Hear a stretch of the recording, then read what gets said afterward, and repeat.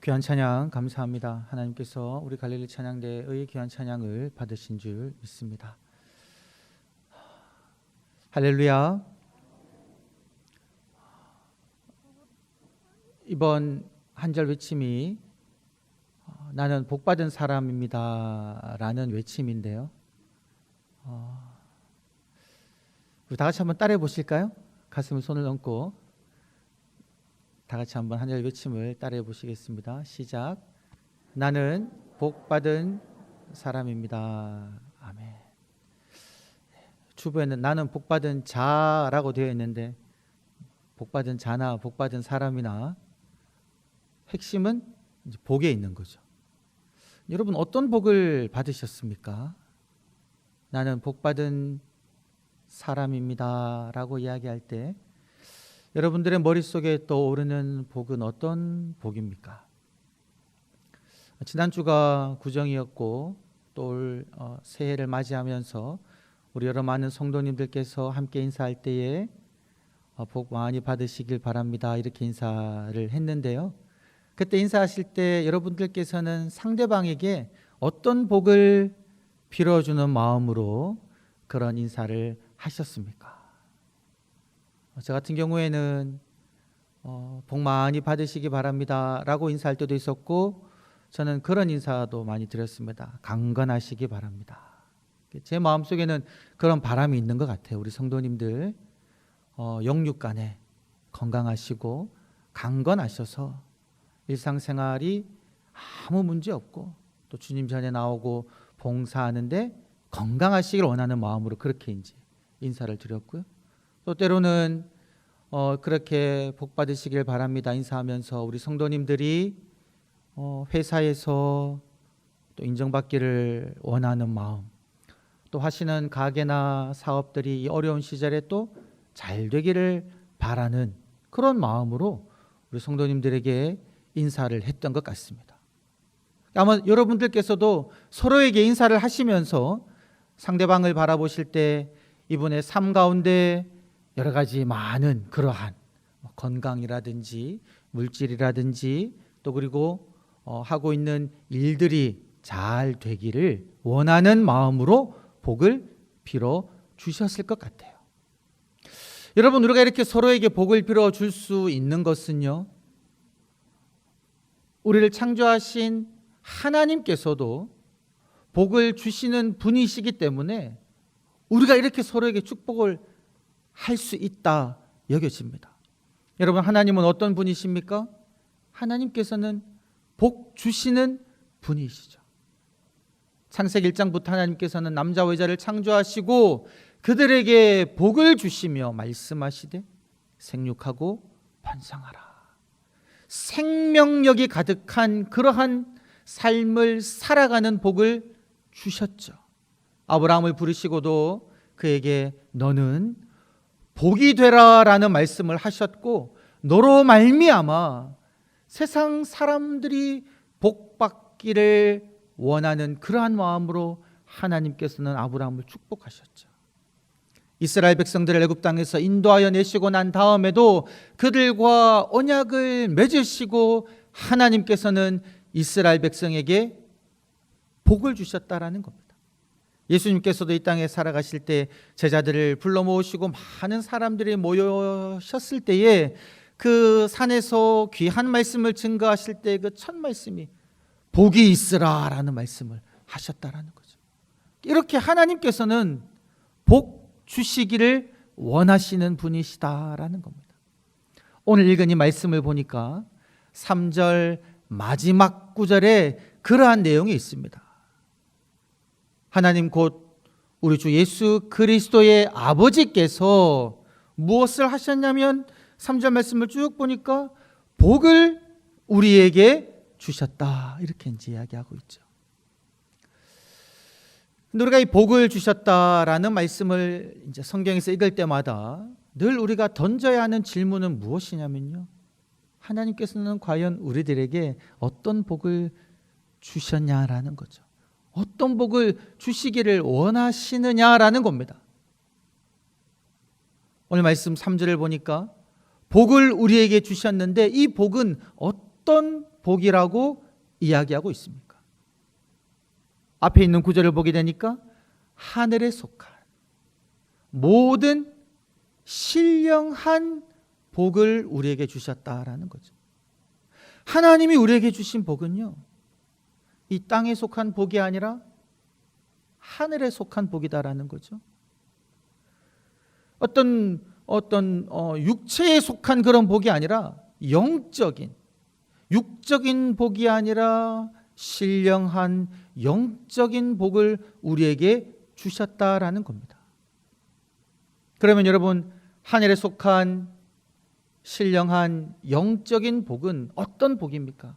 오늘 읽은 이 말씀을 쭉 살펴보니까 하늘에 속한 신령한 복은 다름 아니라 하나님께서 우리를 택하셨다라는 거죠.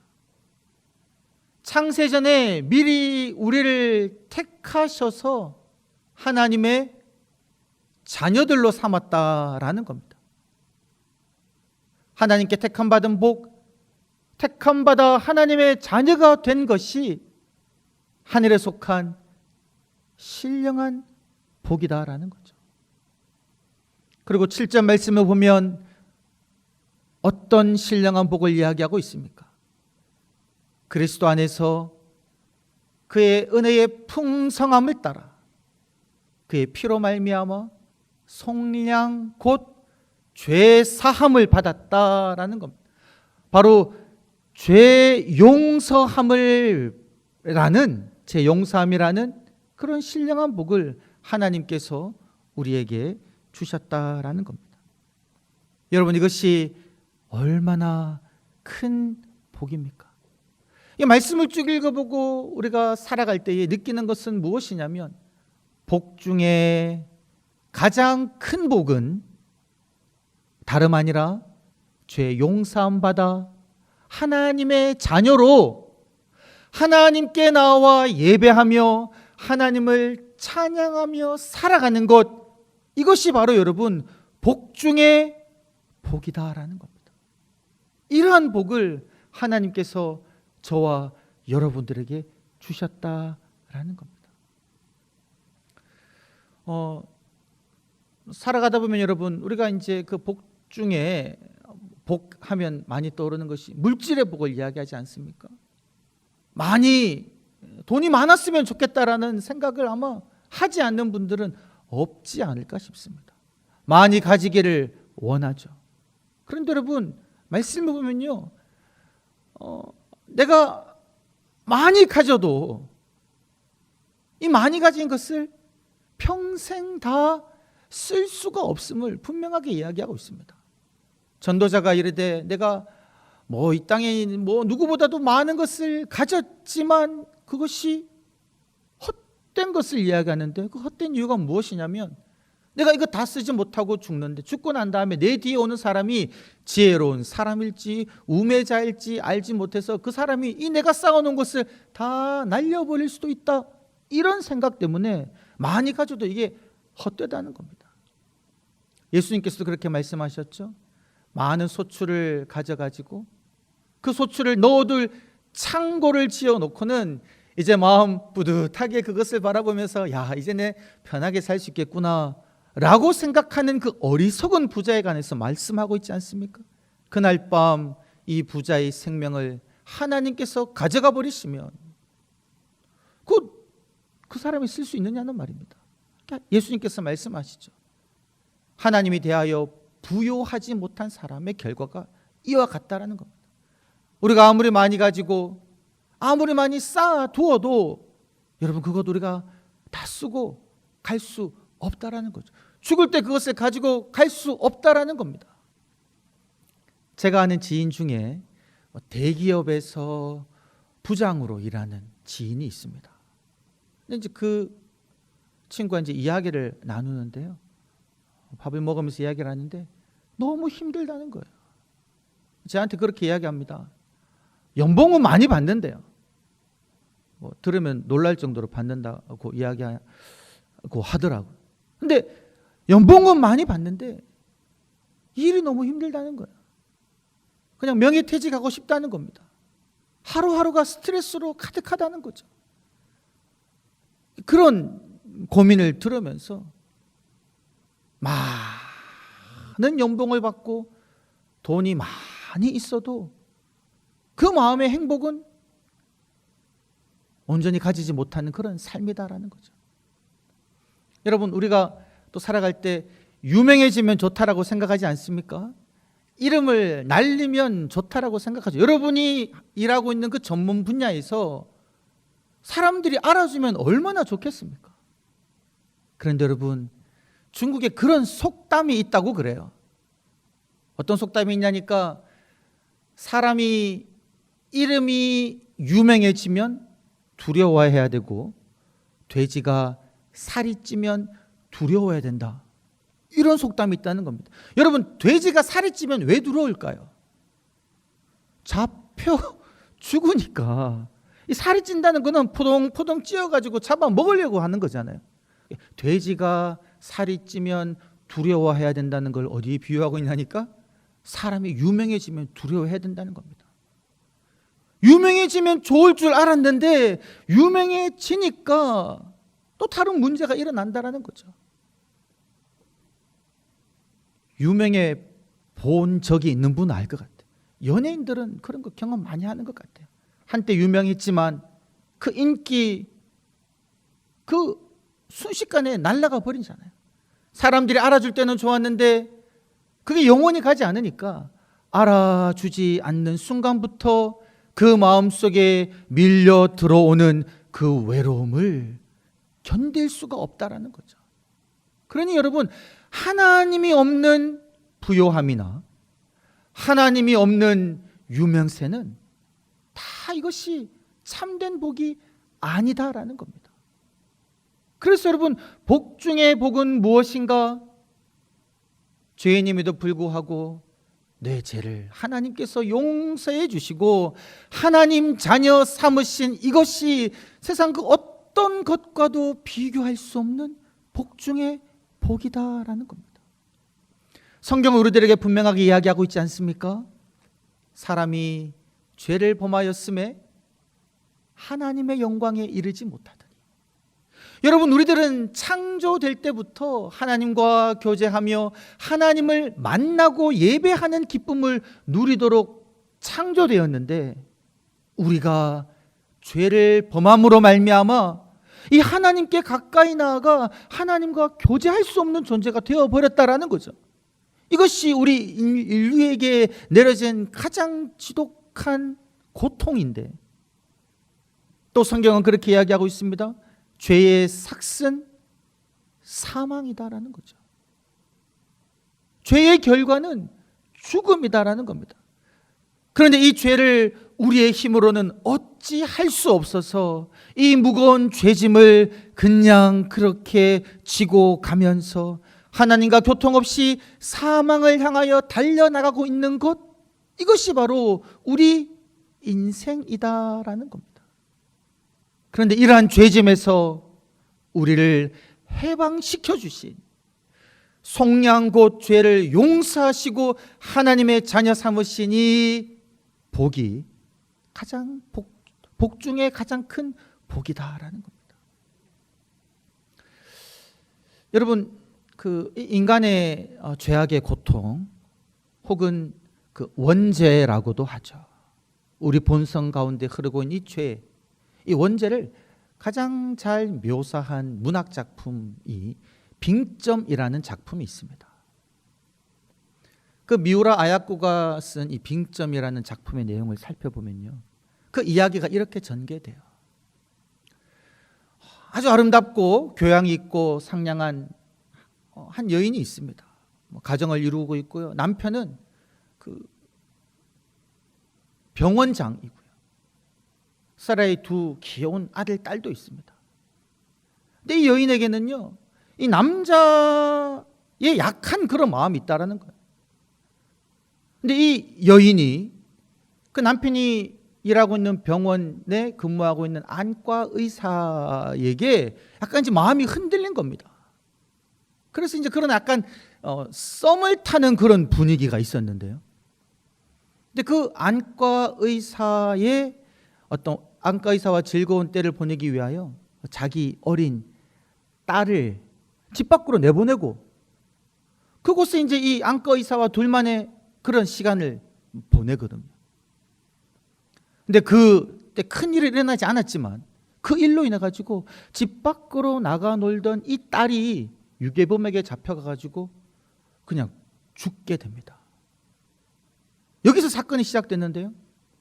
이 일, 그러니까 어린 딸이 유괴범에게 죽게 되었을 때 자기 아내가 그 안과 의사와 함께 있었다는 것을 알게 된 이 남편이요, 아내를 용서하지를 못하는 겁니다. 용서할 수가 없죠.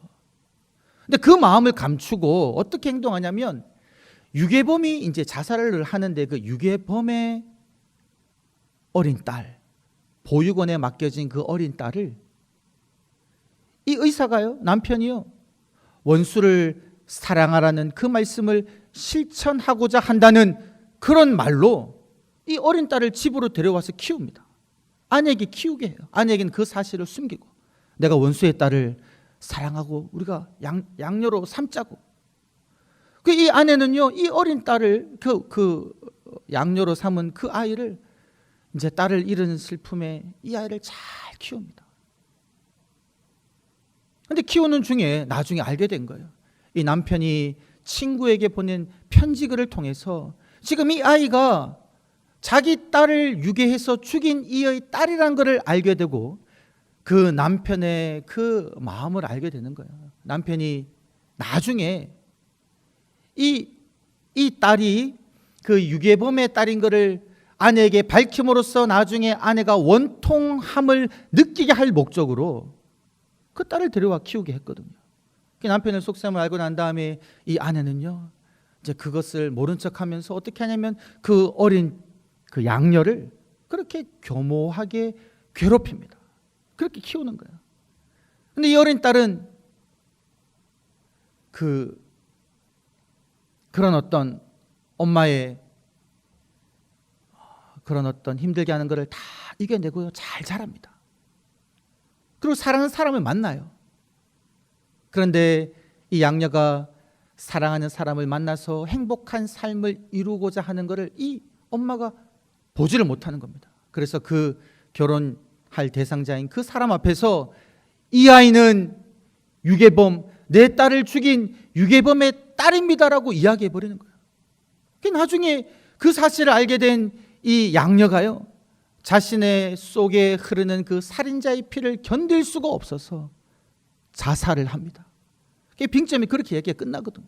사살을 하는 것으로 이야기 끝내는데, 이 이야기 속에서 이 미우라 아야코는 무엇을 보여주고자 했냐면, 우리 인간 속에 있는 그 죄성을 보여주고자 한 거죠.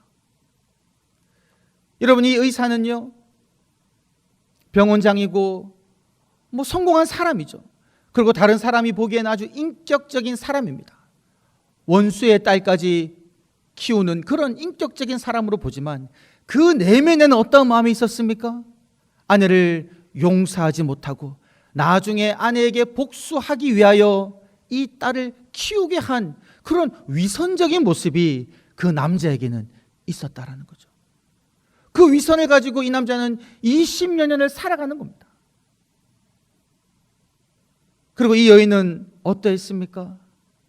아름답고 매력적이고 상냥한 가정을 잘 이룬 그런 여인이었지만 그 마음속에 있는 어떤 그런 남자의 흔들리는 그런 마음들, 그리고 자기 또한 죄를 지었음에도 불구하고 그의 양녀가 살인범의 유괴범의 딸인 것을 알고는 그 아이를 교모하게 괴롭히면서 평생을 살아가는 그 마음, 그리고 이 아이가 살인자의 딸임을 그 사랑하는 남자 앞에서 폭로해버리는 이런 잔인한 모습을 그 마음속에 가지고 있었다라는 겁니다.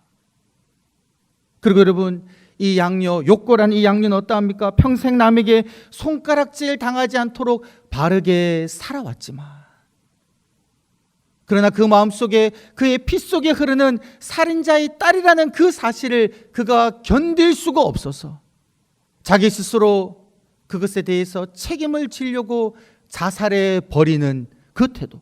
자살해버린다고 그 죄를 자기가 어찌 할 수 없음에도 불구하고 스스로 죄를 해결하고자 하는 이러한 모습을 가지고 있다라는 거죠. 여러분, 이러한 모든 모습들이 우리 속에 흐르고 있는 죄의 모습들이다라는 겁니다. 겉으로는 아무 문제 없이 사회에서 명망 있는 모습으로 인자하고 사랑 있는 모습으로 신앙 있는 모습으로 살아가지만 우리 마음속에는 이 빙점에 등장하는 그 남자와 여자처럼, 그 남편과 아내처럼 남을 용서하지 못하는 마음, 위선적인 마음, 그러한 죄성을 가지고 일평생 우리들은 무거운 죄짐을 지고 살아가고 있다는 거죠. 우리 마음속에 드는 그 미움의 그 마음을 우리들은 해결하지 못해서 고통 속에 남에게 상처 주며 살아가는 모습, 그것이 우리 속에 있는 모습이다라는 겁니다. 이러한 우리의 모습을 잘 느끼게 해주는 찬양이 있습니다. 매일 스치는 사람들, 내게 무엇을 원하나? 공허한 그 눈빛은 무엇으로 채우나? 매일 스치는 사람들, 내게 무엇을 원하나? 공허한 그 눈빛은 무엇으로 채우나? 모두 자기 고통과 두려움 가득 감춰진 울음소리 주가 들으시네.